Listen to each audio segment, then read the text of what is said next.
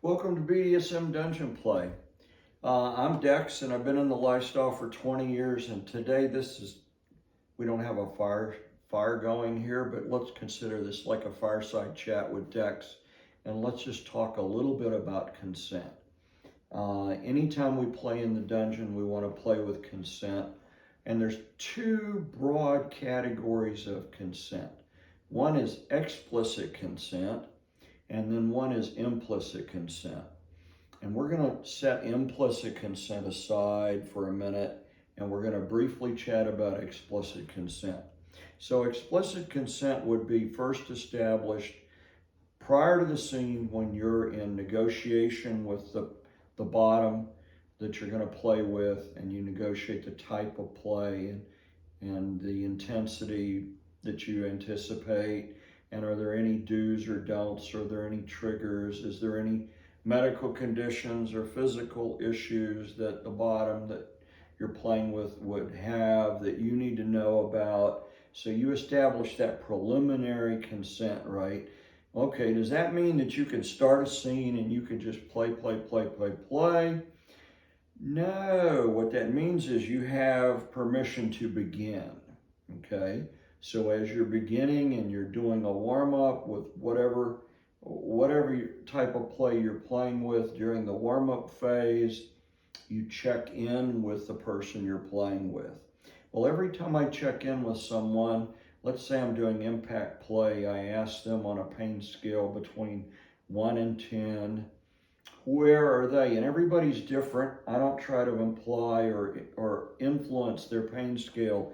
It's what they are telling me. So they tell me, no, that's about a 2, or when are you going to start hitting me? Blah, blah, blah. So, but what is that? Well, that we checked in, they told us where they were at, and they gave us explicit consent to continue, that what we were doing was okay, it was good. Maybe you asked them if they were still green, going back to the safe words, green, yellow, red, but you gained explicit consent. So you play, you do a little bit more warm up, maybe you're doing some ramping up, you're playing heavier, you check in again. At every check-in throughout the scene, you're gaining explicit consent, okay? So what is implicit consent? Well, implicit consent would be, let's say whips, because I throw a lot of whips. Let's say I've done whip scenes with someone over the years, and maybe I've been playing with them for a whole decade, and we've thrown many, many whip scenes, and the person knows that I'm gonna warm them up with a galley whip and a cat, and then we're gonna work our way through some different bull whips. Do I have to check in with them and gain explicit consent every, 5 to 10 minutes, or every so often? No, I play with implicit consent.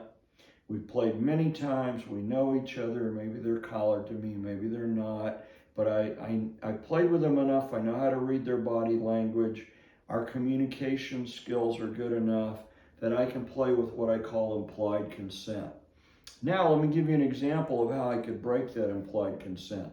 Let's say this person isn't collared to me. We've never done anything overtly sexual other than impact play in the dungeon, what I call level 3 play. We've never had sex, okay? I'm playing with her with a whip, or playing with a guy with a whip, and I get aroused. This is very exciting, and we're having a great scene, and I go over and I'm checking, touching, doing some sensation play, some tactile play, moving some energy around, and I stick a digit in the anus, or I grab the genitals or stick a digit inside the genitals, and we'd never talked about that.